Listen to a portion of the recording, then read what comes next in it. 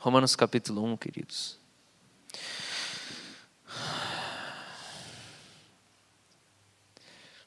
Senhor, agrada-te, Senhor, de revelar a Tua palavra para nós aqui, tocar o nosso coração, Senhor, porque nós somos necessitados, somos carentes do Senhor, necessitados do Senhor na nossa vida. E nós queremos aprender com o Senhor, queremos Te amar mais, Jesus. Por favor. Amém. Versículo 1. Paulo, servo de Jesus Cristo, chamado para ser apóstolo, separado para o Evangelho de Deus. Paulo, servo de Jesus Cristo, chamado para ser apóstolo, separado para o Evangelho de Deus. O apóstolo Paulo escreve a carta dos Romanos e ele começa, a primeira coisa que ele coloca é o nome dele. Eu mesmo que estou escrevendo. Sou eu mesmo, gente, sou eu mesmo. E embora ele esteja começando falando dele mesmo, e a primeira palavra da carta é o nome dele, ele não conhecia os cristãos de Roma. A história de Paulo, eu quero lembrar aqui um pouco, para poder abrir a sua cabeça, para você se interessar para ler as coisas que Paulo escreve. E a história de Paulo é que ele nasce em Tarso e ele morre em Roma. Ele está escrevendo para os cristãos romanos e ele morre em Roma. Ele não tinha conhecido os cristãos de Roma, mas ele vai morrer lá. E eu não tenho certeza se ele já não sabia que ele ia morrer lá, porque ele sabia que ele ia morrer.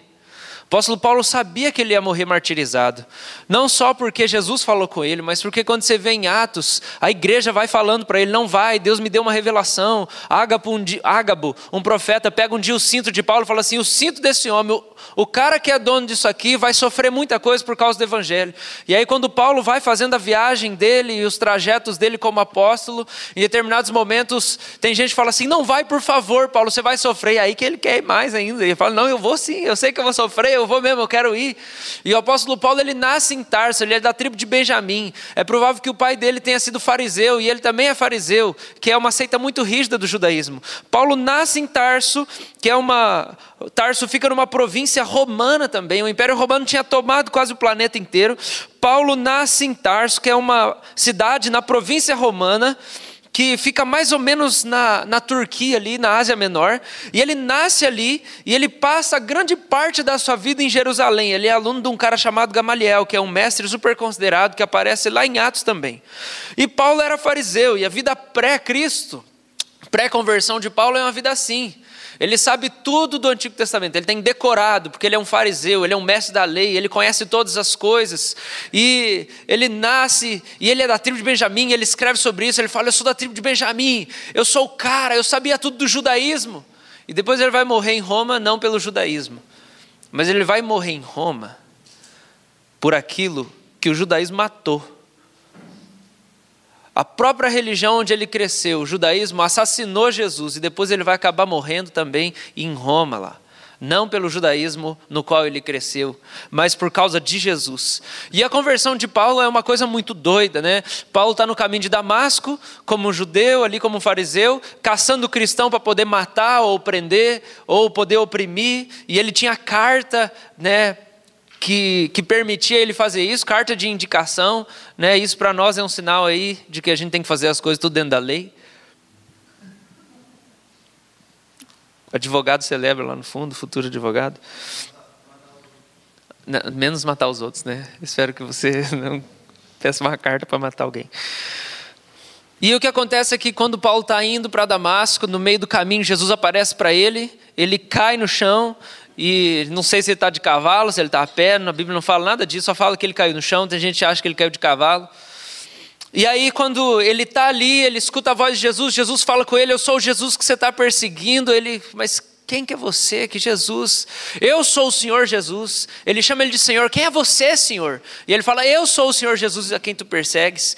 E aí Paulo, ele é levado num lugar onde ele fica escondido por um tempo. E aí Deus levanta um cara, Ananias, e fala assim, Ananias, vai lá na rua. O nome da rua é Direita. Entra nessa rua direita. E lá, no lugar tal, tem um cara lá, ajoelhado. Ele está orando. Pela primeira vez na vida, Paulo está orando de verdade. Ele conheceu Deus. Ele está falando com Jesus. E aí Deus falou assim, ele está orando, ele está falando comigo.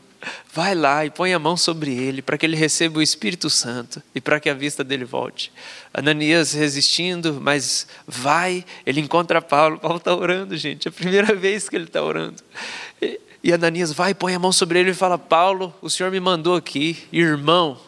Atos fala que ele chama ele de irmão. Irmão, o Senhor me mandou aqui para que eu imponha as mãos sobre você, você recupere a vista e fique cheio do Espírito Santo.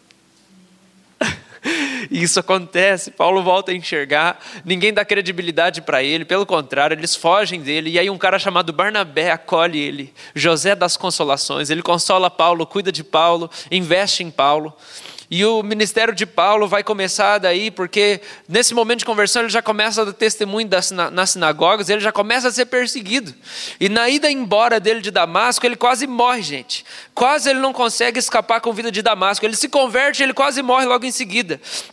E aí depois ele escreve em Gálatas, ele fala assim que ele passou 3 anos na Arábia Nabateia, no sudeste do Mar Morto, e lá ele teve revelações diretas do Senhor Jesus. Durante 3 anos, Paulo se converte, ele não vai encontrar os apóstolos para perguntar o que eles acreditavam, para perguntar a doutrina dos apóstolos, ele vai para a Arábia, e ele se isola na Arábia sozinho, ele e o Senhor. Acho que deve ter sido 3 anos de João Batista, assim. No deserto lá, clamando e falando com Deus, uma coisa bem assim, ermitão mesmo. E ele teve revelações diretas do Senhor Jesus. E aí depois desse tempo em que a doutrina dele vai sendo estabelecida, e o ensino de Paulo vai sendo estabelecido, que ele recebe direto do Senhor Jesus, no tempo que ele fica na Arábia, ele começa de fato, ele engrena no ministério, porque vão se passar anos depois que ele se converteu. O ministério dele não começou na hora que ele converteu, se passam anos depois que ele converteu, e aí de repente um dia ele está lá, porque ele achou que ele ia abafar na hora que ele converteu. Igual eu quando eu entrei no seminário. Eu vou entrar naquele seminário, eu vou arrebentar, eu vou abafar, eu vou ensinar como é que faz, esses pastores não sabem de nada. No 3º ano eu só queria sair do seminário, eu não queria nem concluir o seminário. E a gente é assim, né? A gente tem ilusões acerca da nossa capacidade. Antes da gente ter experiência prática, a gente pensa que não vai dar tudo certo, a gente chega lá e vai fazer e pronto. Nada vai sair do eixo. Tudo vai acontecer do jeito que a gente ficou iludido, né? Igual quando você sonha a pessoa com quem você vai casar. Ou quando você vai pedir, né, em namoro, você leva lá para o pôr do sol, no parque.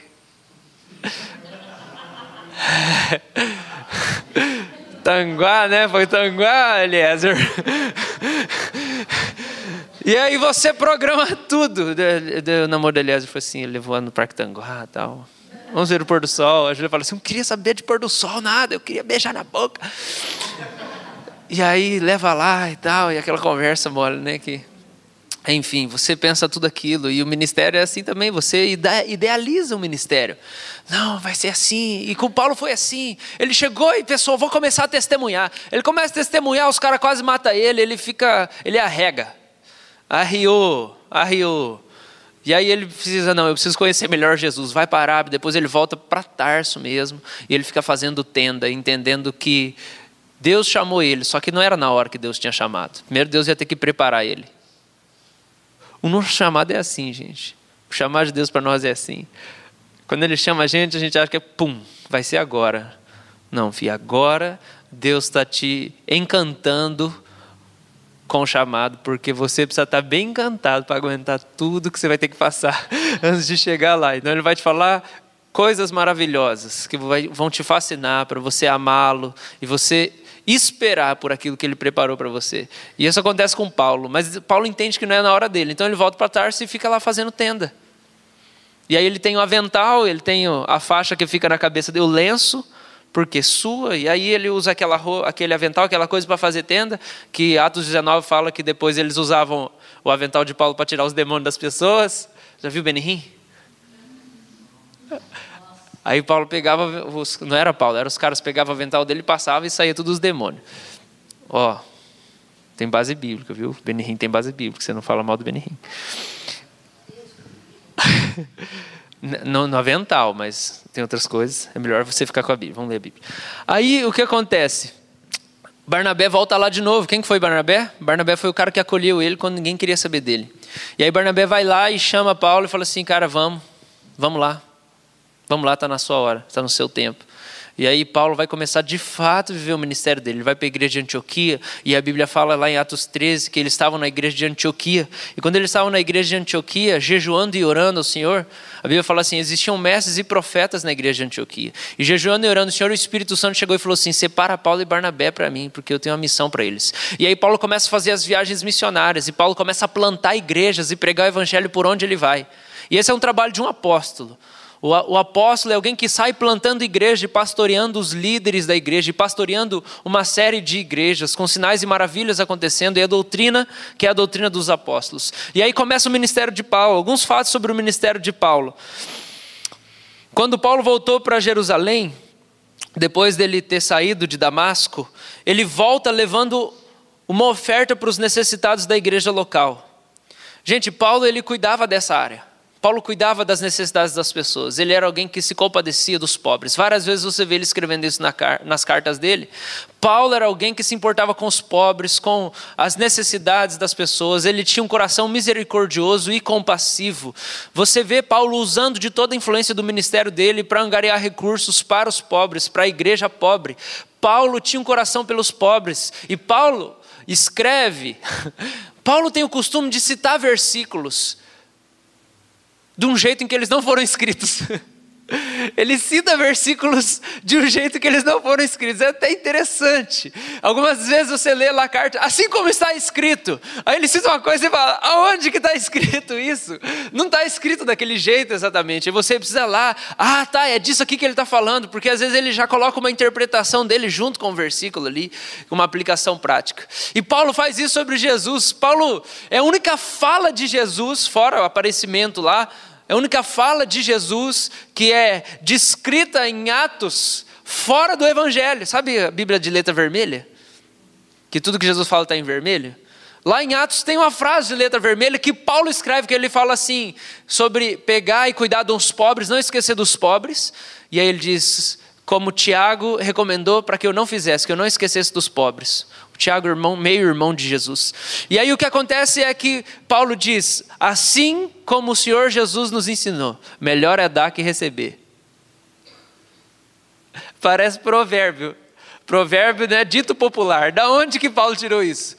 Ele tirou de algum lugar aqui do Evangelho e ele trouxe essa nova revista e Paulo atualizada. E aí ele solta essa, melhor é dar que receber, quando ele está falando do cuidado dos pobres. Paulo é alguém intimamente movido pelo cuidado com os pobres. Ele se compadecia dos pobres. Ele era alguém que amava os pobres. Ele entendia que o evangelho tinha que ser pregado aos pobres, gente. Porque a única esperança para uma pessoa pobre, sem conhecimento, sem perspectiva, sem família, sem estrutura nenhuma. A única esperança, o único jeito de alguém ser tirado da podridão e do abandono onde essa pessoa está imersa é o evangelho de Jesus, que fala da riqueza da glória de Deus dentro dela. Amém. Que fala do tesouro no vaso de barro. E aí quando você chega e prega o evangelho para os pobres, você pode libertar os pobres de uma situação miserável, de um estado de mente miserável, de um estado emocional miserável e de uma vida de pobreza material também. Porque você vai dar perspectiva de vida, você vai dar propósito, sentido, você vai dar chamado, você vai libertar a pessoa daquela perdição. Está muito vivo dentro de mim, eu vou falar de novo. Quem me viu falar esses últimos dias, eu falei isso 2 vezes já. Sábado, ontem, sábado de manhã, sábado à noite, hoje de novo. A gente estava no evangelismo essa semana com os travestis de madrugada, e aí teve um travesti que começou a chorar no meio da conversa, e ele começou a chorar e falar sobre as coisas que aconteceram com ele, e ele falou assim, às vezes a gente passa por tanta coisa na vida, e ele começou a chorar. E a gente nem sabe mais como é que faz para sair daqui, ou estar nesse lugar, e ele começou a chorar. E na hora assim, eu falando, Jesus me ajuda, eu preciso falar alguma coisa, o evangelho está sendo pregado aos pobres. É isso que Jesus falou quando João Batista mandou perguntar se ele era o Messias. João Batista estava preso, ele manda os discípulos irem falar com Jesus. E aí eles mandam, porque eles estão muito tempo sem se ver.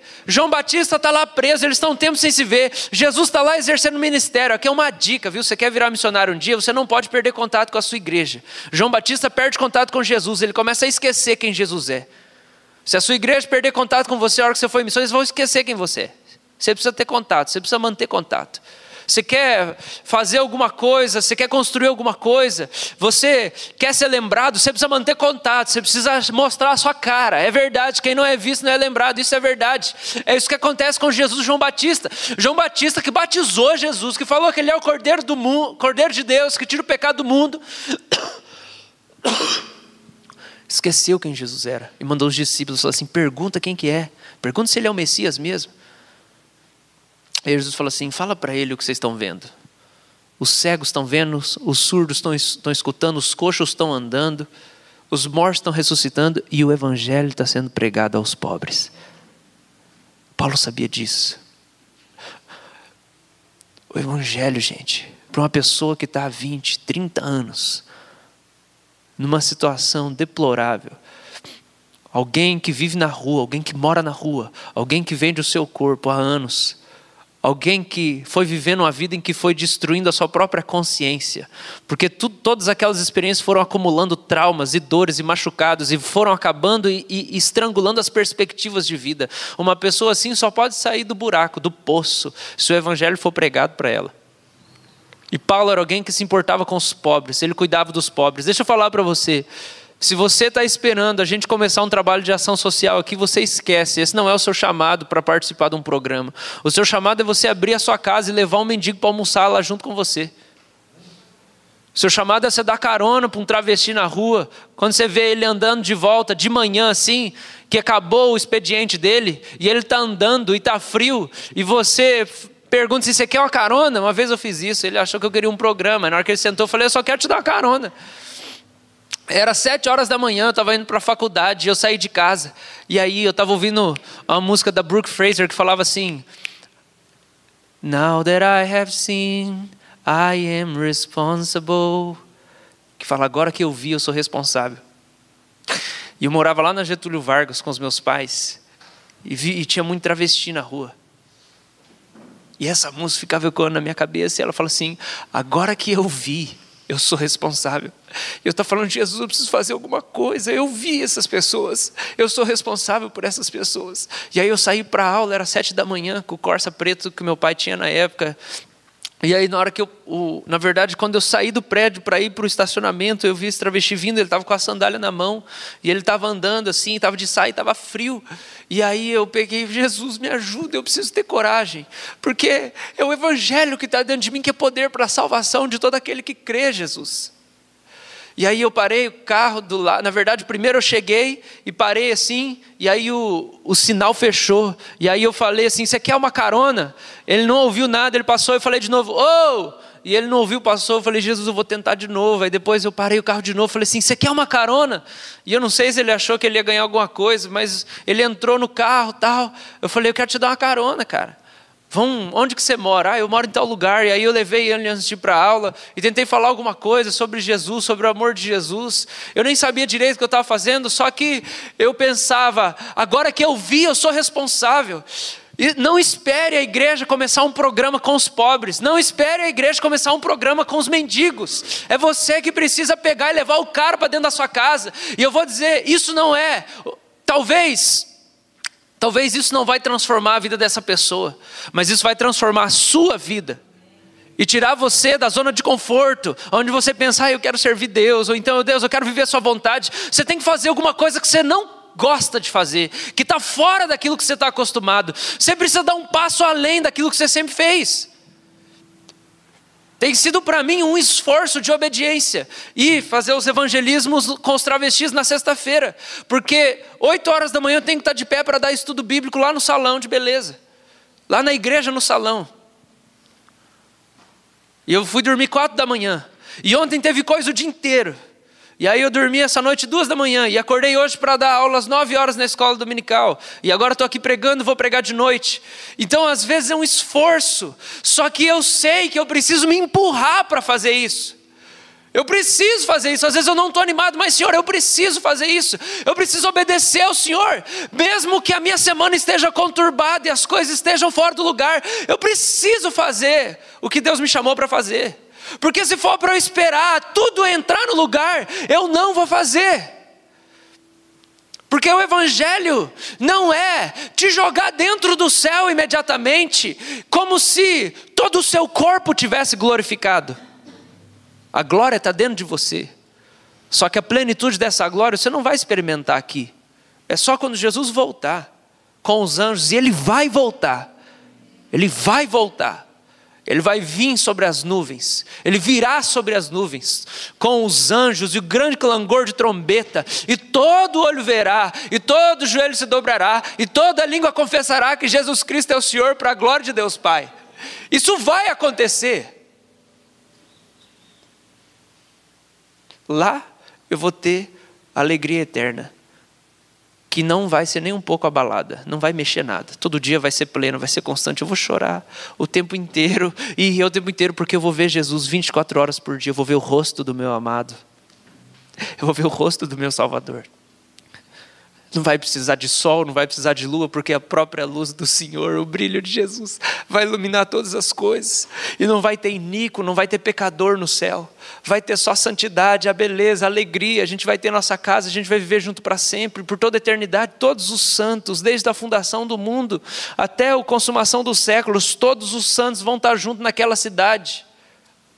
E lá a gente vai passar a eternidade no consolo do Senhor. Mas aqui não é um lugar da gente experimentar isso. Aqui a gente vai ter contraste. Enquanto a gente tem consolo, a gente tem confronto. Enquanto a gente tem descanso, a gente tem desafio. E o chamado de Paulo, como aquele que foi chamado segundo o Evangelho, é para que, embora ele encontrasse uma paz, uma confiança na revelação de Jesus, ele também era desafiado a ir além daquilo que era muito gostoso para ele.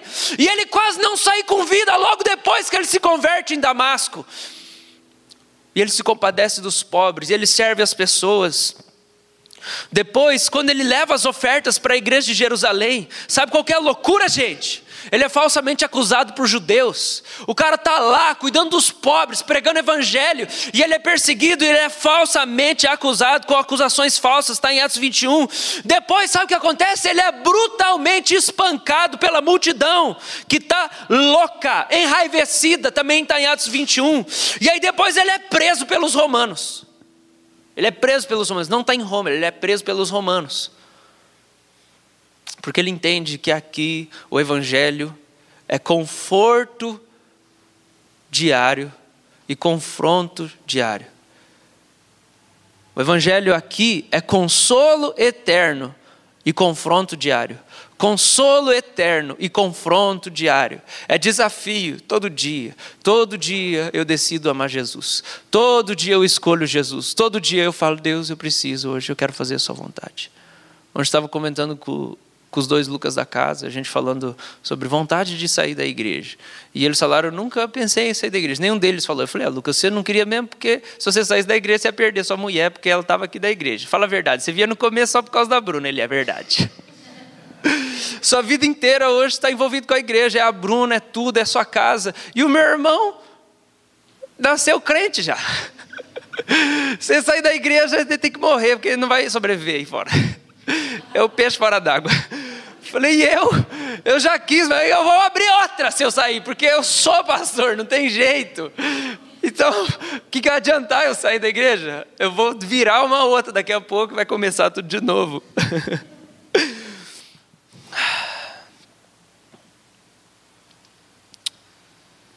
Outra coisa que acontece no ministério de Paulo é que quando ele é preso pelos romanos, depois disso, depois de ter sido brutalmente espancado, ele é mantido sob guarda policial romana.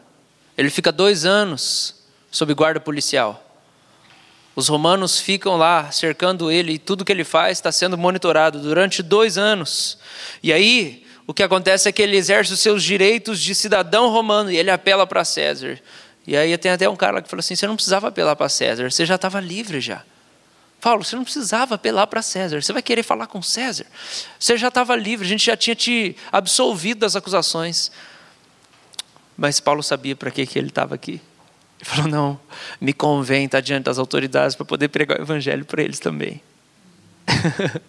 Eu apelo para César, eu estou absolvido, mas eu apelo para César. Eu quero pregar o evangelho na cara dele.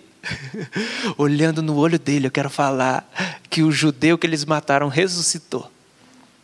Eu quero olhar no olho dele e dizer que isso aconteceu. Depois disso, ele tem uma viagem bem desgastante em Atos 27, 28, em que com a forte tempestade, durante 2 semanas a tempestade aconteceu. O que acontece é que o navio naufraga e aí Paulo acaba ficando livre por pouco tempo e ele acaba pregando o evangelho para um homem chamado Públio, que é o governador da ilha onde ele acaba. Se eu não me engano, é a ilha Malta. Ele acaba caindo lá, o navio naufraga, eles acabam conseguindo ir para a ilha. E antes de naufragar, ele fala assim, ninguém vai se perder. Ele profetiza, ele fala assim, Deus está dizendo, o navio vai afundar, mas ninguém vai morrer. Vocês podem ficar tranquilos. E é isso que acontece, o navio afunda, ninguém morre. Eles acabam todos na ilha. Quando eles chegam na ilha de Malta, estão ali naquela fogueira, tentando se esquentar naquele frio. De repente, na hora que Paulo pega um graveto, uma serpente pula do graveto e agarra na mão dele. E aí, o pessoal que era do navio falou assim, não, só pode ser Deus mesmo, porque esse cara, Deus já tentou matar esse cara no naufrágio, ele não morreu, agora mandou essa serpente aqui, não tem jeito, é coisa feita isso aqui. Aí o que acontece? Ele tira a serpente assim, serpente é que morre? Não sei, brincadeira. Mas ele não acontece nada com ele. E aí os caras, nossa, não aconteceu nada, a serpente, a víbora mordeu o cara, picou ele, não aconteceu nada. E aí sinais vão acontecendo, e aí Paulo conhece Públio, que é o governador da ilha, e o pai dele está com diarreia, quase morrendo. Ele ora, o cara fica curado, e o povo lá se converte. E a partir desse momento do naufrágio e de Paulo sobreviver, o que acontece é que ele fica um curto período de ministério livre. Ele tem um curto período de ministério. Mas logo ele é preso novamente. E ele é martirizado em Roma. Paulo morre em Roma. Gente, essa é uma brevíssima biografia do apóstolo Paulo. Que nasceu em Tarso, perseguiu os cristãos, teve um encontro com Jesus. E depois virou perseguido. Alguém que encontrou algo para poder viver, muito maior que tudo que essa vida podia oferecer. E a pergunta que eu queria lançar para a gente aqui é, como que Paulo conseguia fazer tudo o que ele fez? Como que ele conseguia fazer tudo o que ele fazia? Como que ele conseguia viver do jeito que ele vivia? Ele estava fraco. Quando você lê em 2 Coríntios, Paulo está fraco fisicamente. Ele falou, eu sou o velho Paulo. Paulo já não está aguentando mais, mas mesmo assim ele é martirizado. Eu resumi aqui anos da vida de Paulo, viu gente? Anos da vida de Paulo. Isso aqui não aconteceu em 1 ano, nem 2, nem 3. Foram décadas. Ele estava fraco fisicamente. E a pergunta é, como que Paulo conseguia viver desse jeito? E a resposta era que Paulo tinha uma força interior que era concedida pelo poder do Espírito Santo. E esse é o evangelho de Paulo. É justamente isso que Paulo quer anunciar. Ele quer falar que aquilo que ele descobriu, o evangelho para o qual ele foi separado, é o evangelho que empodera ele para fazer tudo isso que ele fazia. É por causa da vida que Paulo levava e do testemunho que ele dava, é que eu fico com vontade de ler as coisas que ele escreveu. E ninguém vai querer saber o que você tem para dizer se você não viver. Começando na sua casa, amando, servindo, abençoando, em coisas pequenas como serviço diário. Em cada ambiente você vai, ninguém vai querer ouvir o que você tem para dizer se você não viver. Agora, que evangelho que era esse que Paulo acreditava, gente? O que fazia Paulo se mover desse jeito, viver desse jeito, passar por todo esse tipo de coisa, sabe? E aí depois, num certo momento em Coríntios, quando ele está escrevendo aos Coríntios, ele fala assim, gente, deixa eu dizer uma coisa.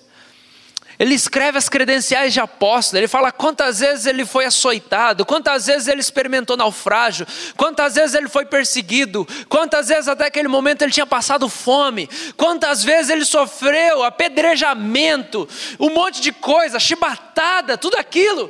E aí ele termina falando assim: mas deixa eu dizer, eu tenho sobre mim aquilo que pesa muito mais do que tudo isso que eu acabei de colocar nessa lista. É a preocupação com todas as igrejas. O cara faz a lista de martírio, de perseguição. Ele fala assim: mais do que tudo isso, o que mais me pesa no meu coração, que me oprime, que aperta o meu peito, não são as marcas que eu tenho no corpo, mas é a minha preocupação com todas as igrejas por onde eu passei, plantei e eu cuido. É um desejo do coração, é uma aflição do coração, é uma aflição da alma. Provérbios fala que a pressão faz endoidecer até o sábio. Como é que Paulo não morreu de depressão? É por causa do evangelho que ele cria. Eu quero que você fique com vontade de saber que evangelho que é esse, depois que a gente vê a história de vida desse homem. Eu queria fomentar em você, eu queria que você falasse: mas que é isso? Que evangelho que é esse? Que negócio é esse que ele está ensinando? Paulo, servo de Jesus Cristo, chamado para ser apóstolo, separado para o evangelho de Deus, o evangelho de Deus, e ele fala no versículo 2 que evangelho que é esse? O qual foi por Deus outrora prometido, por intermédio de seus profetas, nas sagradas escrituras, com respeito a seu filho, o qual segundo a carne veio da descendência de Davi, e foi designado filho de Deus com poder, segundo o Espírito de santidade, pela ressurreição dos mortos, a saber Jesus Cristo nosso Senhor, por intermédio de quem viemos a receber graça e apostolado, por amor do seu nome, para a obediência por fé, entre todos os gentios, de cujo número sois também vós, chamados para serdes de Jesus Cristo, a todos os amados de Deus que estáis em Roma, chamados para serdes santos, graça a vós outros e paz da parte de Deus, nosso Pai, e do Senhor Jesus Cristo. Primeira coisa que Paulo fala sobre o evangelho, é que esse evangelho, para o qual ele foi separado, é um evangelho que está prometido no Antigo Testamento, nas Sagradas Escrituras, por meio dos profetas. Gente, você entende a agonia da vida de Paulo? Eu estou ressaltando os sofrimentos de Paulo, sim. Quando você lê Romanos, capítulo 10 ou 11, Paulo fala assim... Paulo escreve em Romanos, capítulo 9. Olha só o que ele escreve. Versículo 1. Digo a verdade em Cristo, não minto, testemunhando comigo no Espírito a minha própria consciência. Eu tenho grande tristeza, incessante dor no coração. Gente, grande tristeza, incessante dor. O cara falou que ele não parava de sentir dor. Além de todo o sofrimento físico, além do peso de carregar, de ser o pastor e apóstolo das igrejas. Agora ele vai falar de outra agonia. Paulo, ele é um tanto biográfico nas cartas dele, a gente tem que entender isso, ele é muito pessoal. A pregação de Paulo é uma pregação que está envolvida com o testemunho de vida dele. O tempo inteiro ele precisa falar das coisas que ele experimenta. Gente, porque não tem como a gente pregar o evangelho sem a gente falar daquilo que a gente está vivendo com Jesus. Porque o evangelho não é a mensagem que a gente dá sem antes sentir o gosto. Não é uma comida que eu dou para você comer sem antes eu mastigar. Paulo escreve as cartas, ele explica a doutrina, ele fala de tudo, ele explica tudo. Só que ele sempre tem que enfiar a vida dele no meio. Ele precisa pôr um esboço biográfico. Porque não tem como você pregar o evangelho sem falar daquilo que está acontecendo na sua vida. Tem que acontecer alguma coisa na sua vida. O evangelho precisa tocar você. Ele precisa mexer com você. E aí agora ele vai falar de mais uma agonia que ele tem, além de todas as marcas que ele carrega, porque existe esse poder sobrenatural dentro dele, que é o evangelho de Deus, que faz ele suportar tudo isso. Agora ele vai falar de mais uma. Romanos 9:1, digo a verdade em Cristo, eu não minto, testemunhando comigo no Espírito Santo a minha própria consciência. Eu tenho grande tristeza, incessante dor no coração, não por causa do namoro que acabou, ou da faculdade que eu não consegui, ou de alguém que morreu. o que é tudo legítimo. Só que não era isso que movia Paulo, não era a aflição dele. Paulo tinha outras aflições. Ele era um homem que recebeu tanto a revelação do céu e a identidade dele do céu, que as realidades espirituais geravam sentimentos dentro do coração dele. Ele tinha sentimentos santos que eram positivos e sentimentos santos negativos. Ele sentia dor espiritual do coração de Deus dentro dele mesmo, que era tão forte quanto as dores dessa vida. E ele diz no verso 3, qual que é a dor incessante? Porque eu mesmo desejaria ser anátema, separado de Cristo, por amor de meus irmãos, meus compatriotas segundo a carne. Cara, olha o que o cara está falando. O cara está falando assim, eu preferia ir para o inferno, para que os meus compatriotas fossem salvos. Ele está falando dos judeus. Paulo cresceu dos 0 aos 25 anos de idade, no meio do judaísmo. Ele sabia as leis, ele era um fariseu excelente, dedicado, e ele fala, eu me avantajava-me a muitos da minha idade. Ele era um cara super dedicado. Você entende que o judaísmo era a paixão dele? Cara, que renúncia que ele teve que fazer, que renúncia que Paulo teve que fazer, ele teve que renunciar ao judaísmo. Era a vida dele, eram as pessoas, era a cultura em que ele estava inserido, eram as músicas que eles cantavam na sinagoga, eram as aulas que eles tinham, eram as conversas que eles tinham, era o mishpah, eu sei lá, os rituais judaicos e toda aquela cultura da Páscoa e comer o carneiro e toda aquela coisa cerimonial. Ele cresceu naquilo, ele estava imerso naquilo dos 0 aos 25 anos, aquilo era a paixão dele, ele era aquilo. É por isso que ele teve que morrer para o mundo, porque o mundo dele era aquilo. Para seguir Jesus ele precisava perder tudo. E ele fala assim, eu amo tanto esses caras, que eu preferia ir para o inferno para que eles fossem salvos. Eu preferia ser maldito, separado de Cristo. Como, gente, imaginar ser separado de Cristo? Como imaginar que Jesus não ia fazer mais parte da minha vida?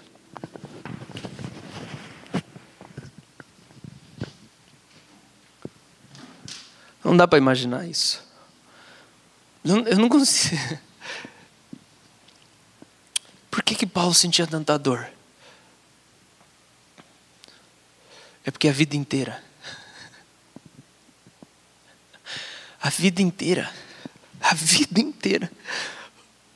Paulo aprendeu, conversou, discorreu e ensinou sobre o Antigo Testamento, junto com todos aqueles amigos dele com quem ele cresceu. Mas ele foi o único cara que realmente entendeu do que se tratava. Ele foi o único cara que entendeu. As pessoas estavam gastando a vida, a família dele, o pai, os amigos, os primos, os tios, os irmãos. Paulo fala de parentes dele que se convertem. Mas quanta gente não se converteu, que ficou enjaulada, aprisionada no judaísmo. É por isso que ele fala, gente, a dor não é só uma dor de você é parte da minha cultura, ou você é uma pessoa importante para mim. É uma dor intelectual, filosófica. É uma dor de não aceitar que a vida inteira os caras aprenderam e estudaram algo que eles não entenderam o que significava.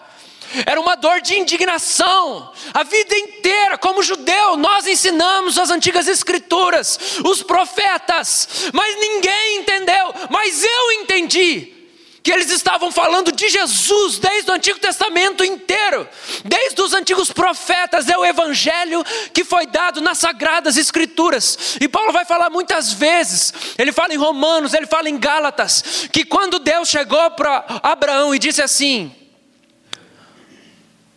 na sua descendência serão benditos todos os povos da terra, serão abençoadas todas as nações da terra. Paulo fala, ali foi a primeira vez que o evangelho foi pregado.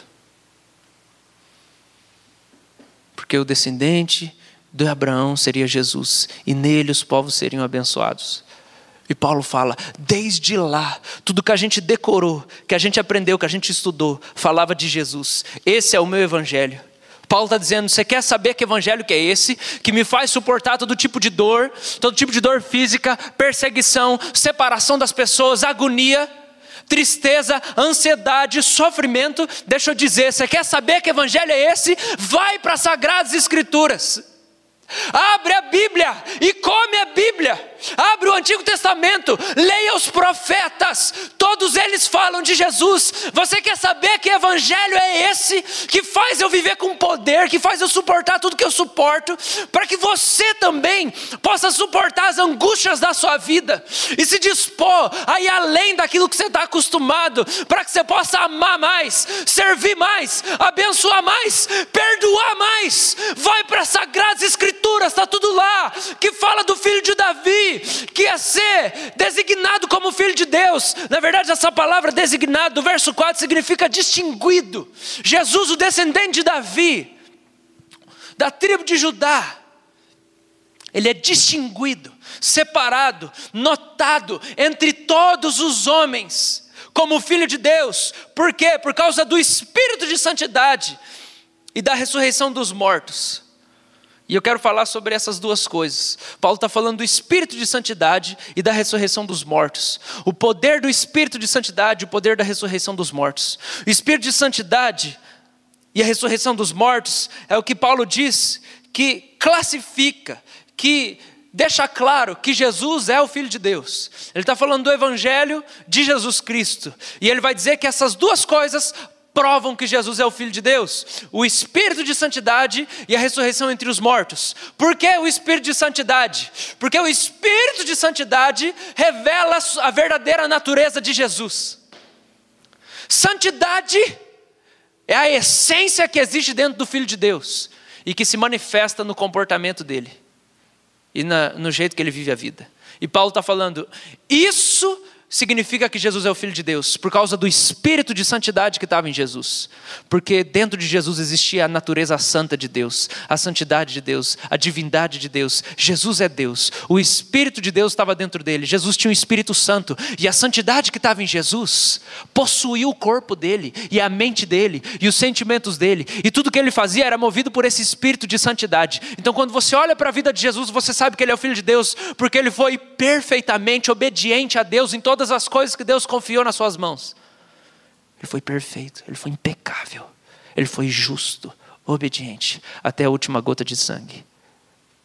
Só podia ter um espírito de santidade dentro desse homem, para fazer tudo o que ele fez. E que Paulo vai dizer que ele também é chamado para ser santo, e ter esse mesmo espírito de santidade dentro dele.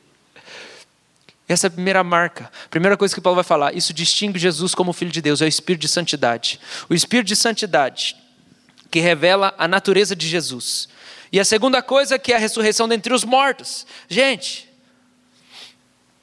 o Espírito de santidade, se eu estou aqui hoje,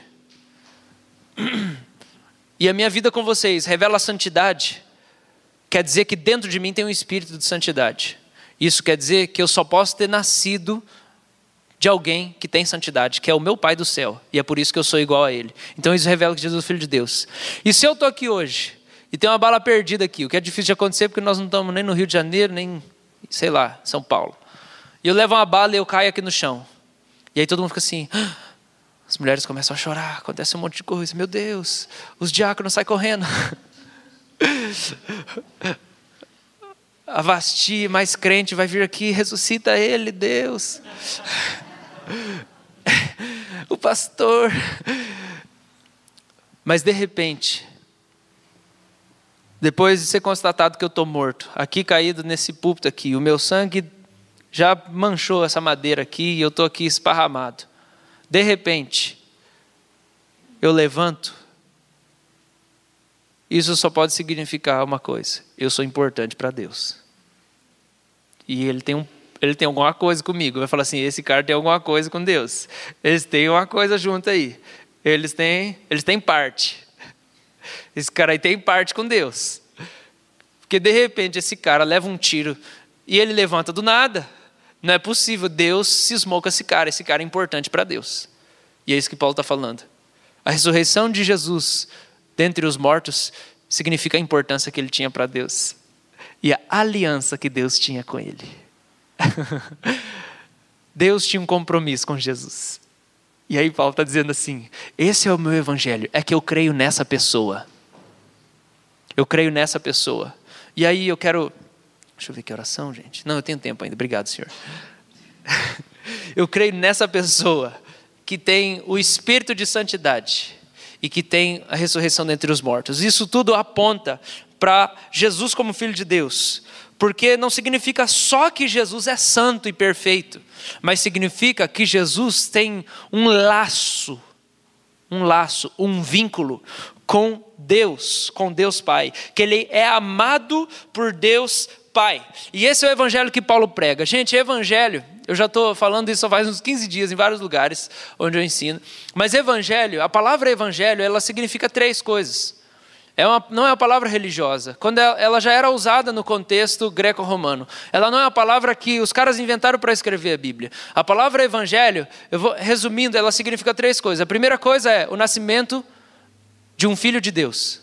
Porque eles diziam que o imperador, depois que morria, ele na religião romana, eles tinham o ritual da apoteose, que transformava o imperador falecido numa divindade. Eles divinizavam o imperador falecido. Então quem nascia dele era considerado filho de Deus, porque o pai dele tinha virado Deus depois que morresse.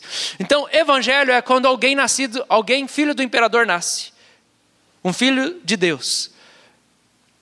Não é uma palavra religiosa, é uma palavra do contexto greco-romano. Segundo significado dessa palavra, vitória na batalha.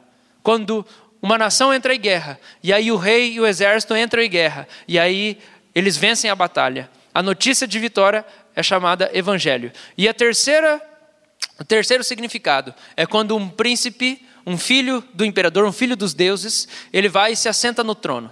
A subida de um rei ao trono também é evangelho. A palavra evangelho tem esses 3 significados.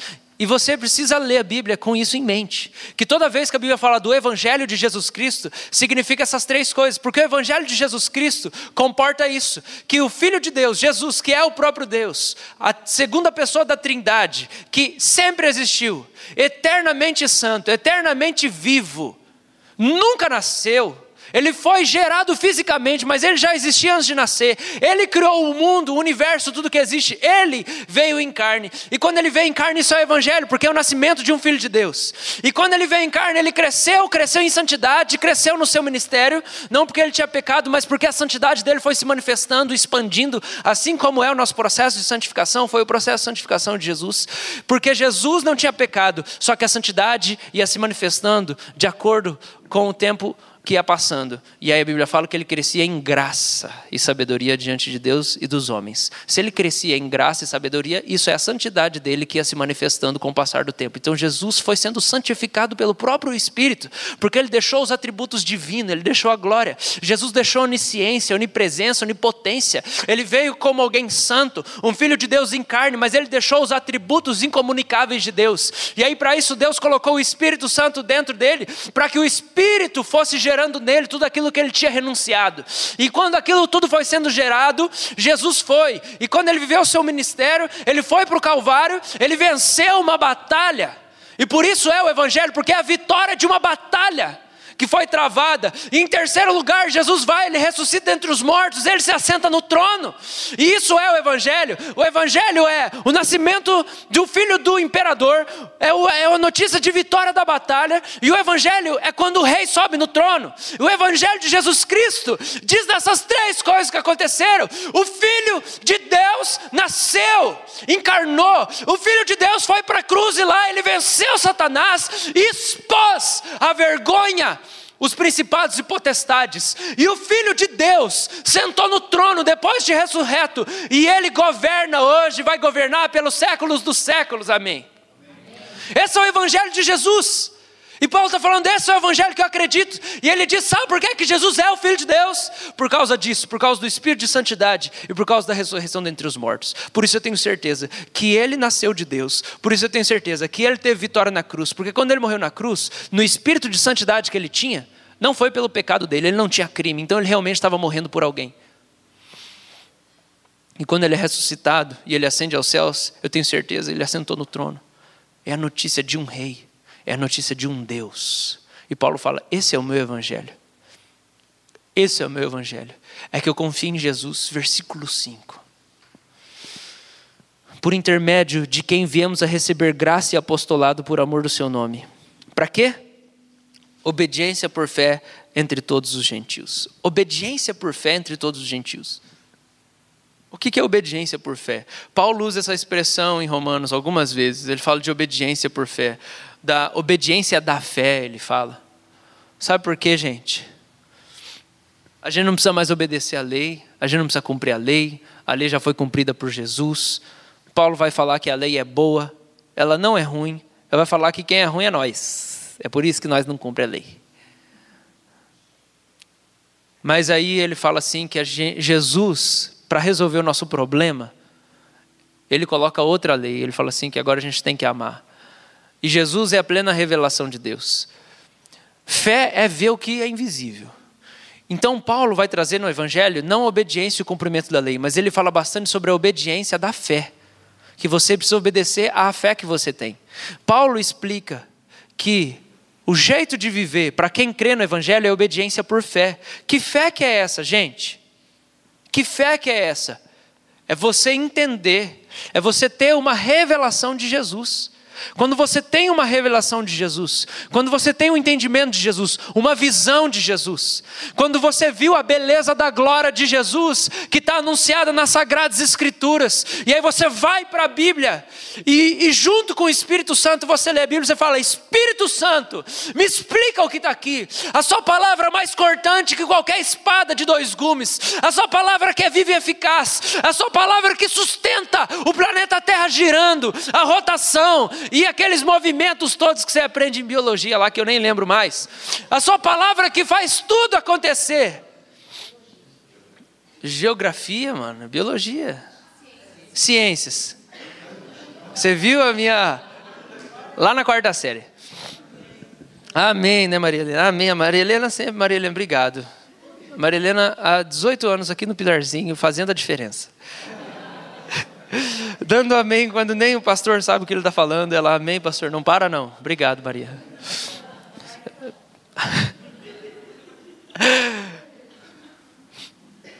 Cara, quando você teve um entendimento desse Jesus, como que você tem entendimento desse Jesus? Quando você vai para a palavra dele com o Espírito Santo, porque a palavra dele é que fez o universo ser criado, e isso tudo que eu falei.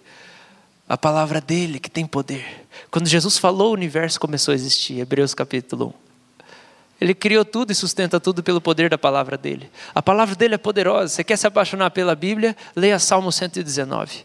É um salmo inteiro, de mais de 100 versículos, falando da excelência e da importância e da glória e da beleza da palavra de Deus.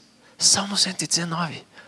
Na hora que você vai para essa palavra gera fé no seu coração, porque a fé vem pelo ouvir a palavra de Cristo. Quando você, pela palavra, você tem o entendimento de Cristo, aí você teve o quê? Uma iluminação de quem Jesus é. Você teve uma revelação de quem Jesus é. Jesus ficou claro para você. Ele é o Filho de Deus que venceu a morte por mim, assentou sobre o trono, derramou o seu Espírito sobre mim, e Ele me ama eternamente, colocou um Espírito de santidade em mim, e vai me ressuscitar no último dia, e eu não tenho condenação no dia do juízo final, porque Jesus me livrou de toda a condenação, e eu estou justificado pela fé que eu tenho. Paulo fala: na hora que você entende esse Jesus, o que esse Jesus fez, você só tem que obedecer a isso que você entendeu. É obediência da fé, obediência por fé. Qual que é o jeito de viver de Paulo? Ele teve essa visão de Jesus e ele agarrou nisso. É tudo que eu tenho. Jesus é tudo que eu tenho. Esse é o jeito de viver de Paulo. Esse é o evangelho de Paulo, do cara que sofre, que abandona todo o judaísmo e que olha para tudo que ele decorou do Antigo Testamento como judeu, e ele fala: eu entendi, ninguém entendeu, mas eu entendi, eu dou minha vida por você, Jesus.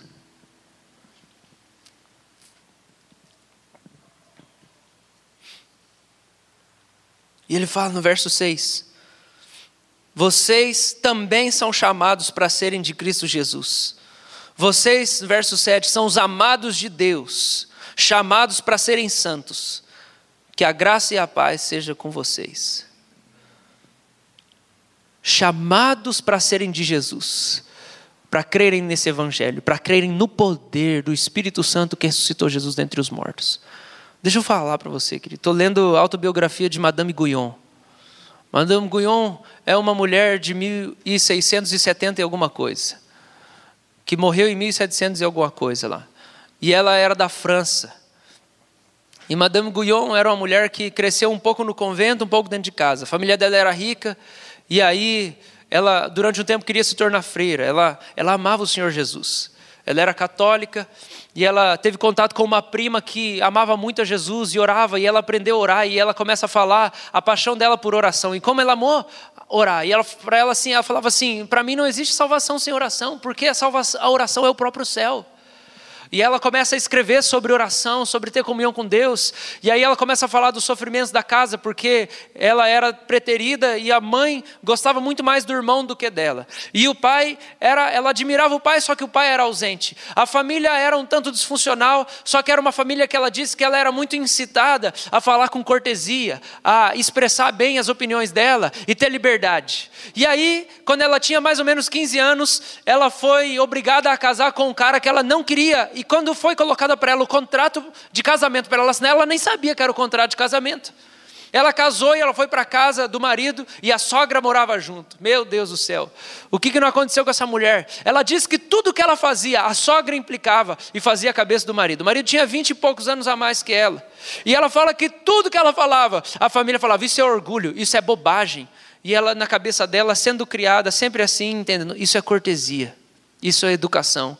E quando ela tinha toda a educação e todo o carinho, e fazia tudo aquilo que ela achava que era o melhor, que ela recebeu dos pais, ela era completamente desprezada pelo seu marido, pela sua sogra. E aí ela fala assim que foi terrível se casar com esse cara. Ela diz que quando ela entrou na casa do marido dela, ela teve uma certeza naquele dia, que aquela casa seria a casa de luto para ela. E ela sofreu muito naquele lugar. E ela fala que a mãe dela reclamava porque ela não visitava a mãe. Só que na verdade a sogra e o marido não deixavam ela sair de casa. E aí quando a sogra juntava com a mãe começava a falar mal dela para a sogra. De tudo que ela tinha feito na infância e na pré-adolescência. E a sogra falava mal dela. Ela não tinha sogra, ela não tinha mãe, ela não tinha marido, ela não tinha ninguém. Ela estava sozinha. E ela fala assim que ela era muito linda, que quando ela estava em Paris, desde os 12 anos ela recebeu muitos convites de casamento. Muitas propostas de gente rica, de gente bonita, de gente importante, de gente fina. Só que o pai dela foi dar ela para esse cara, que era grosseiro, que era mal educado, que não respeitava ela. E ela diz assim que, apesar de toda a agonia, de toda a tristeza que ela passou, ela agradeceu muito Jesus. Porque isso humilhou ela e colocou ela perto do Senhor. E ela amou o Senhor Jesus. E ela falou que a vida dela de oração estava fria, ela nem orava mais direito. E ela lia pouco. Ela disse que teve um tempo em que ela passava as noites e os dias lendo livros de romance. E que ela estava apaixonada pelos livros. E que ela disse que ela quase não dormia. E ela disse que quando ela foi conhecendo o Evangelho de Jesus, os livros foram deixados de lado. E ela amava mais, amava a palavra de Deus, amava Jesus, amava a presença, amava o Evangelho. E ela abandonou completamente, porque ela falou, eu vi que isso não tinha proveito nenhum para mim, pelo contrário, roubava a minha atenção. E eu usava a falsa desculpa de que lendo bastante ia me ensinar a falar melhor. E quando ela entrou em angústia de casamento e todos os sofrimentos que ela teve, ela fala assim, eu agradeço o Senhor, porque isso fez eu voltar a orar. Todos os sofrimentos que eu passei me fizeram voltar a orar. E ela se tornou uma mulher cheia do Espírito Santo, que por muitos lugares na França ela passava, e ela orava pelas pessoas, eram curadas. Ela escreveu muitas coisas muito conhecidas, ela foi uma das grandes influências de John Wesley, de Watchman Nee. E ela foi presa durante um tempo por causa do poder de Deus que estava na vida dela, e que não encaixava dentro da caixinha da Igreja Católica.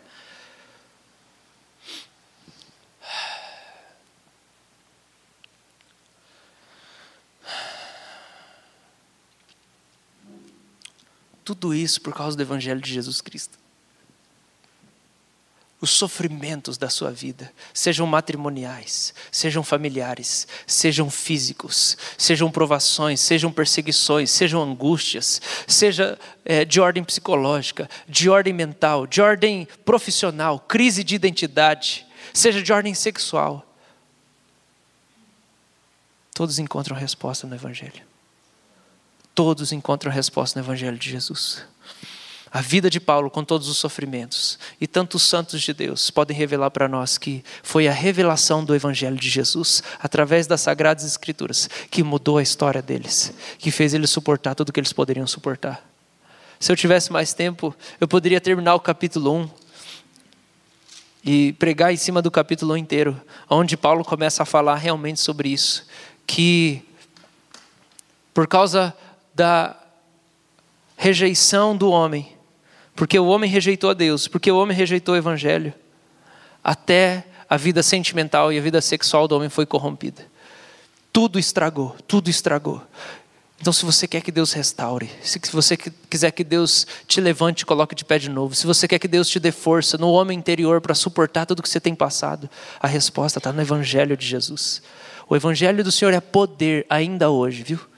Ele é poder ainda hoje, ele é mais poderoso do que os livros, ele é mais poderoso do que os médicos, ele é mais poderoso do que os aconselhamentos, ele é mais poderoso do que as escolas que você pode ir, mais poderoso do que os remédios, ele é mais poderoso do que qualquer terapia que você pode fazer, mais poderoso do que qualquer vacina que você pode tomar. O evangelho de Jesus é mais poderoso que qualquer igreja que você pode mudar para começar a frequentar, qualquer faculdade que você pode fazer, qualquer amigo que você tem. O evangelho de Jesus é poderoso para restaurar a sua vida inteira, todas as coisas.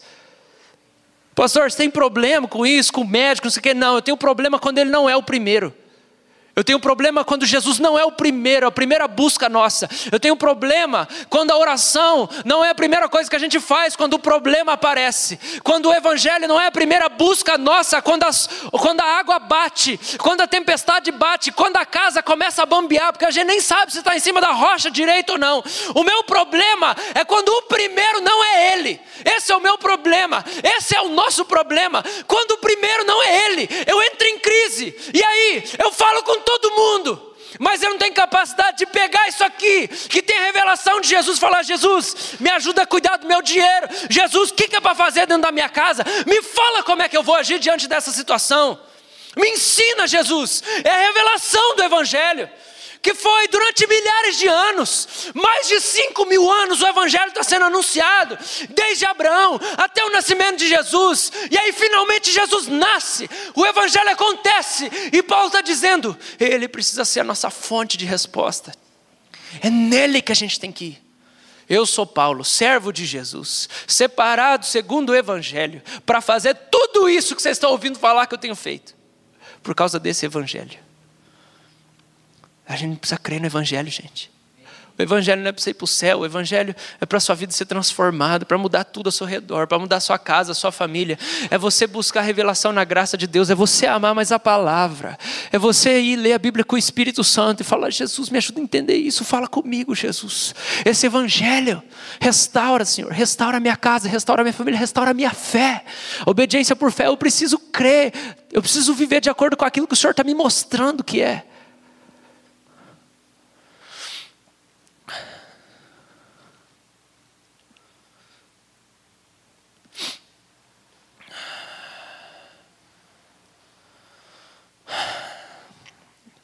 Eu queria pregar o evangelho de novo para você hoje. De novo para você, crente. Crente, eu quero pregar o evangelho para você nesse domingo de manhã. Que talvez você parece, ou talvez seja verdade, que ele perdeu um pouco o poder. Talvez você sinta que ele perdeu o poder. Talvez você sinta que Jesus não é mais tão poderoso como ele já foi para você um dia. Talvez você sinta que parece que não consola mais tanto. Romanos 1,16. Porque não me envergonho do evangelho, porque é o poder de Deus para a salvação e cura de todo aquele que crê, primeiro do judeu e também do grego, visto que a justiça de Deus se revela no evangelho, de fé em fé, como está escrito: o justo viverá pela fé. O justo viverá pela fé, no evangelho. No evangelho. O evangelho é poder de salvação. Essa palavra aqui do grego de salvação também significa cura, é salvação completa, restauração completa. Não é só eu vou para o céu, é um resgate, é uma restauração da sua vida, que vai permeando todas as áreas da sua vida. O evangelho é cura para hoje, gente. O evangelho é cura para agora, é cura para agora. Se você precisa que o poder do evangelho restaure a sua vida, eu quero que você fique de pé. Se você sente nessa manhã: Jesus, eu preciso do poder do evangelho de novo, parece que perdeu o brilho, parece que perdeu a graça. Jesus, me revela o evangelho de novo. Jesus, me revela o evangelho de novo. Eu tenho ido para os livros, eu tenho ido para os amigos, eu tenho ido para os médicos. Me ajuda a ir para o evangelho, a abrir isso aqui e chorar em cima e falar: Deus, me toca com essa palavra. Se é isso que você quer crer de novo nesse evangelho, nesse poder do evangelho, se você precisa amar mais o Senhor e acreditar que a palavra dele é uma espada, que a palavra dele é cura, é salvação para você que crê. O único problema é que você está crendo pouco. Ele pode aumentar a sua fé e derramar mais poder em você. Se você quer isso, fica de pé, eu quero orar por você.